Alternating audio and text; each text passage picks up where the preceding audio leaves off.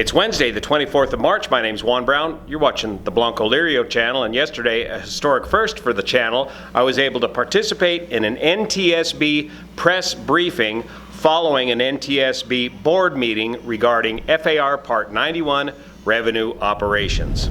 Let's break it down. Thank you. Hey, Mr. Chairman, the next question, again from Juan Brown with the Aviation YouTube channel. Can you shed some light on why there are so many, quote, open, unacceptable, end quote, responses by the FAA to NTSB recommendations?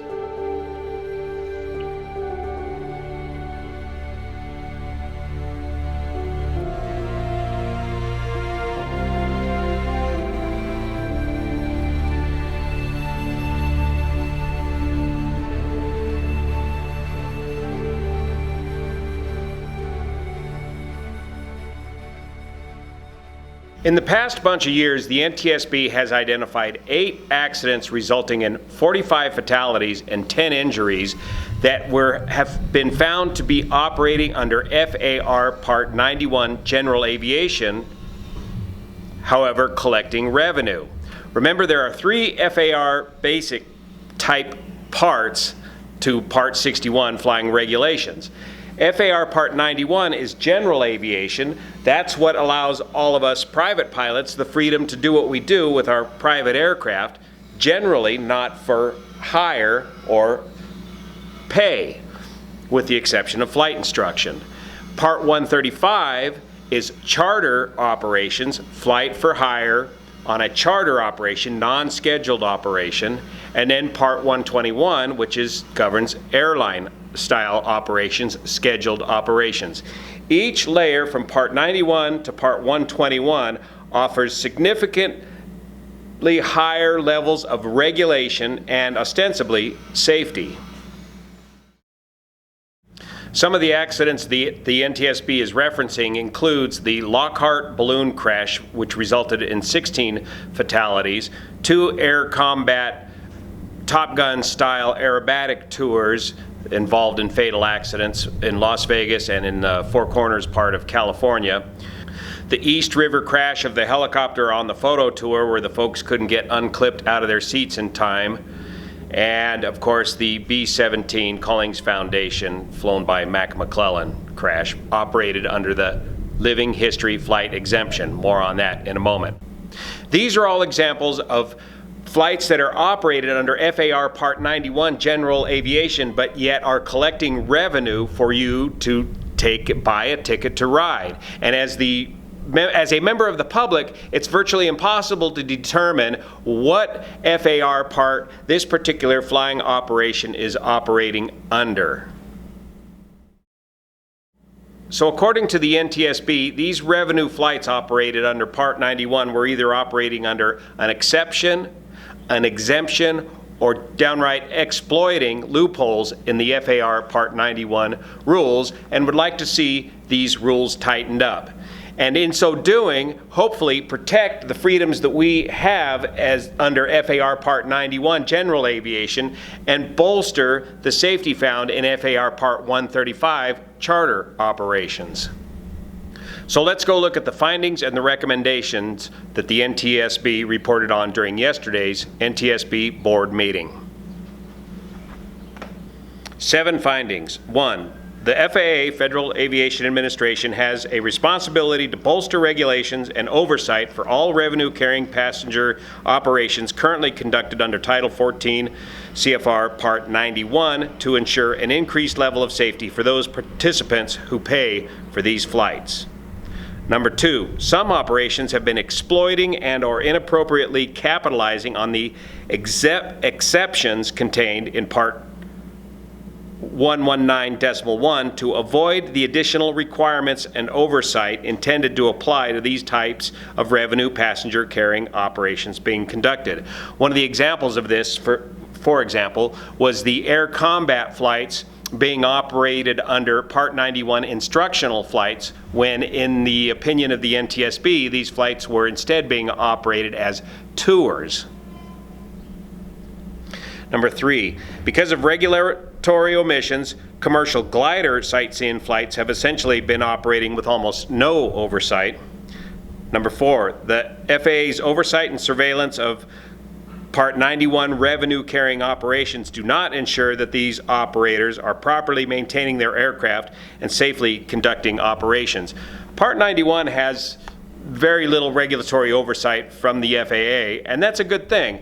You pass your check ride, you get your ticket, and you have a ticket to learn, basically, not to kill.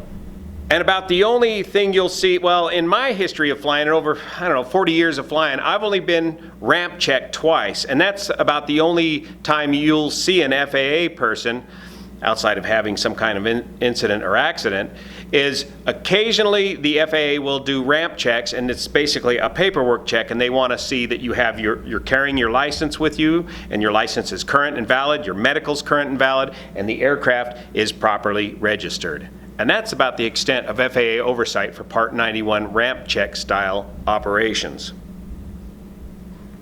Number 5, the lack of a national database, and they've been after this for a long time, the NTSB, for revenue passenger carrying operations currently conducted under Part 91 precludes the FAA from ensuring that its inspectors are overseeing all of these operators. Because of the lack of a database, and the NTSB has been desperately trying to get a pilot database in place still ever since the Colgan accident, they also need a database that shows where all these operators are. The FAA doesn't know who and where all the operators are operating. Number 6, the implementation of a safety management system, SMS, you might hear that abbreviation here throughout this briefing, for all revenue passenger carrying operators currently operating under Part 91 would help company managers, pilots, and employees identify and mitigate risks and promote the safety of these operations. SMS, Safety Management System. This is a very big part of FAR Part 121 airline style operations, and it's becoming more of a feature of FAR Part 135 and is basically non-existent in the Part 91 world, other than hangar flying, what we're doing here today. A safety management system, a formal safety management system, is a formal method of reporting safety deficiencies and getting those safety deficiencies resolved within the organization and with some form of oversight. Number 7, the Federal Aviation Administration oversight of a revenue passenger carrying operator safety management system would help ensure that the system is adequately identifying and appropriately mitigating safety risks. In other words, get the FAA in the loop of your safety management system. And that's going to be the big takeaway from the B-17 Collings Foundation crash. The FAA inspector, the POI, passed away 2 years prior to the final accident with the B-17, and there was nobody at the FAA assigned to oversee the Collings Foundation once that principal inspector passed away. And so there was virtually no FAA oversight of the Collings Foundation for the last 2 years, and part of that oversight is for the FAA inspector to monitor the safety monitoring system that the Collings Foundation did in fact have in place.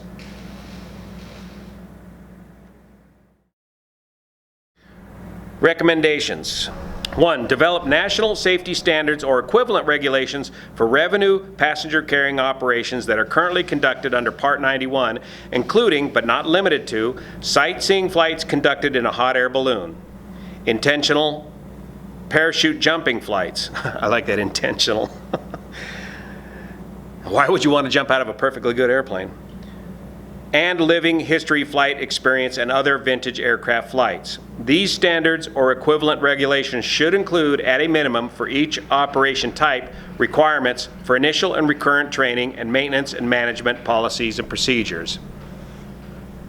We'll talk more about how to make this happen here in a minute. Number 2, identify shortcomings in Title 14 Code of Federal Regulations 119.1 that would allow revenue passenger carrying operators to avoid stricter regulations and oversight in operations that include, but are not limited to, air combat extreme aerobatic experience flights and tour flights operating as student instruction. That's the air combat flight example we were talking about earlier. Non-stop commercial air tour flights operating as aerial photography flights, that's the helicopter into the East River example, and glider sightseeing flights. After these shortcomings are identified, use that information to add other types of flight operations to the national safety standards or equivalent regulations requested in Safety Recommendation Number 1. Number 3, revise Order A8900.1 Flight Standards Information Management System to include guidance for inspectors who oversee operations conducted under any of the living history flight experience exemptions to identify potential hazards and ensure that operators are appropriately managing the associated risks. Stand by. What they're getting to there is the FAA POI needs to be able to know and understand how the living flight history exemption works and how to properly oversee that operation. In other words, you need guys with Warbirds experience in the FAA to oversee Warbird-style operations.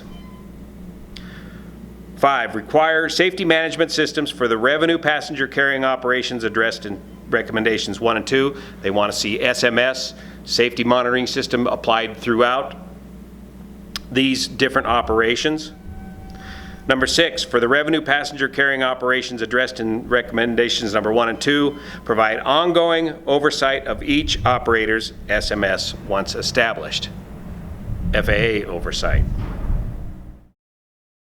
Now the NTSB has been pounding on this for quite some time, and they have some what they call open, quote, unresolved issues with the FAA, and they want to reiterate some issues that they've brought up in the past. Previously issued recommendations reiterated in this report to the Federal Aviation Administration. Analyze your current policies, procedures, and tools for conducting oversight of commercial balloon operations in accordance with your integrated oversight philosophy, taking into account findings and accidents. Based on this analysis, develop and implement more effective ways to target oversight of the operations and operators that pose the most significant safety risks to the public. Balloon operations are a little bit different than fixed-wing operations. Require all commercial air tour operators, regardless of their operating rule, to implement a safety management system. Revise Order 8900-1 to include guidance for inspectors who oversee Part 91 operations conducted under FAR Part 119.1, exceptions to identify potential hazards and ensure that operators are appropriately managing the risks. Develop and implement national standards within FAR Part 135 or equivalent regulations for all tour operations with powered airplanes and rotorcraft to bring them under one set of standards with operation specifications and eliminate the exception currently contained in 14 CFR 135-1.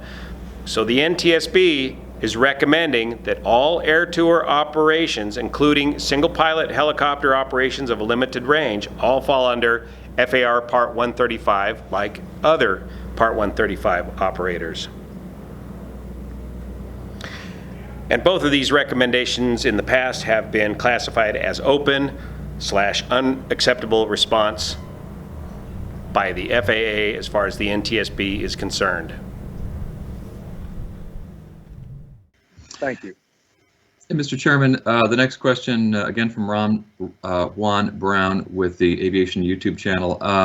Can you shed some light on why there are so many, quote, open, unacceptable, end quote, responses by the FAA to NTSB recommendations? I think that question would best be directed to the FAA. We issue our recommendations not just on a whim. We don't just pull these ideas out of thin air. The recommendations that we issue are based on crashes, generally where people have died, families have grieved. And so, as people have said, our recommendations are written in blood. And so we do want the FAA, we point out areas where there's deficiencies, and we've come up with recommendations that can correct those deficiencies. And sometimes we too are flabbergasted at the slow pace that the FAA moves. And I think a good example of that would be the pilot records database that has still not been implemented. And as you heard today, earlier, we issued a recommendation for commercial balloon operators, people who are operating the privileges of their commercial pilot certificate, to have a medical certificate.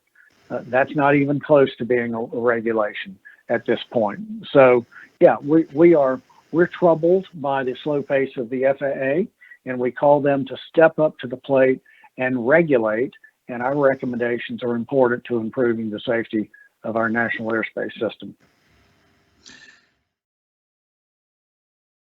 So what does all this mean? If you're an air tour operator, you're probably looking at potentially ending up going FAR Part 135. Let's back up a little bit more and talk about how is the sausage made?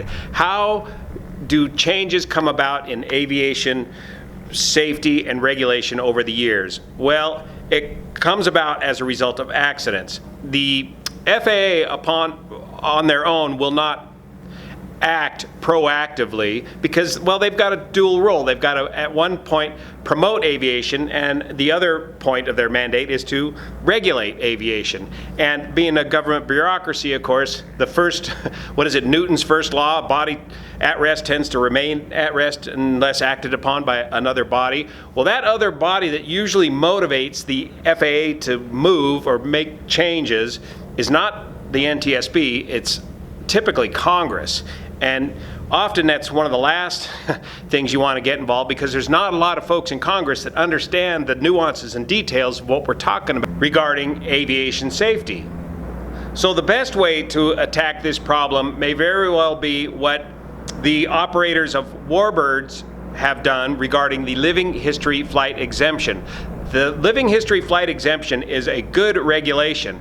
The tragedy of the Collings Foundation will be found out to be a lack of oversight, and the allowance, or they allowed one person to take over the entire operation of the B-17 without any oversight, and that just led to disaster. But the living history flight exemption by itself is a good regulation, and the way that regulation came about was that the operators of these warbirds got together and drafted the regulation and worked together with the FAA to get it passed. And this will probably be the best way for everybody that's operating under the current FAR Part 91 but collecting revenue, is for all of you to get together and draft your regulations. You might look at the living history flight exemption regulation, and I would also recommend, and the NTSB suggested this, look at, down in New Zealand, the adventure aviation regulations that have been recently drafted in New Zealand,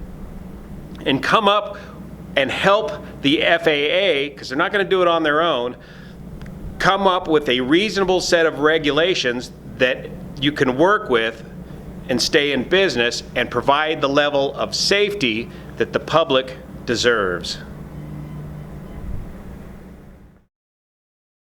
So a special shout out to Peter Knudsen of the NTSB Public Relations Department for allowing the Blancolirio channel, allowing me access to the NTSB press briefing just the same as CNN or NBC.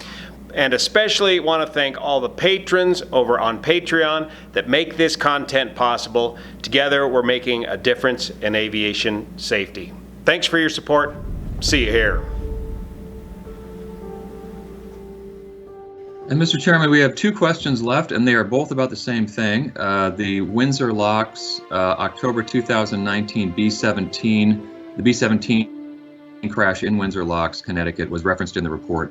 The question is, when will that report be issued, and will there also be some sort of briefing associated with that? The report that we adopted today will also incorporate the B-17 crash and the Makalea parachute crash.